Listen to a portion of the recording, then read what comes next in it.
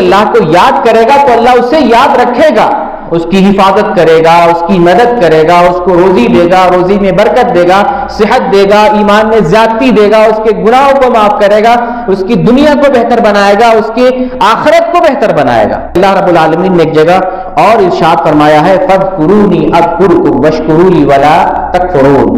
فَاذْكُرُونِي أَذْكُرْكُمْ، تم مجھے یاد کرو گے تو میں تمہیں یاد کروں گا۔ اور اگر ہم اللہ کو بھلا دیتے ہیں اللہ ہمیں بھی بھلا دے گا۔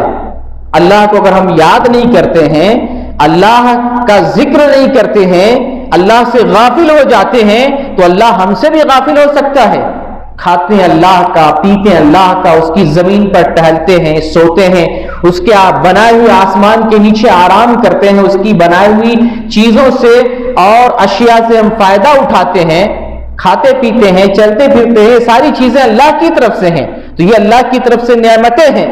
اگر ہم ان نعمتوں کے بدلے اللہ کا شکریہ بجا نہیں لاتے، اللہ کو یاد نہیں کرتے ہیں، اللہ کو ذکر نہیں کرتے ہیں، تو پھر اللہ رب العالمین ہمارا بھی ذکر نہیں کرے گا، ہمیں بھی بھلا دے گا۔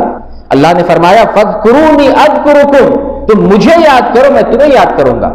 تو کوئی اللہ کو یاد کرے گا تو اللہ اسے یاد رکھے گا، اس کی حفاظت کرے گا، اس کی مدد کرے گا، اس کو روزی دے گا، روزی میں برکت دے گا، صحت دے گا، ایمان میں زیادتی دے گا، اس کے گناہوں کو معاف کرے گا، اس کی دنیا کو بہتر بنائے گا، اس کی آخرت کو بہتر بنائے گا۔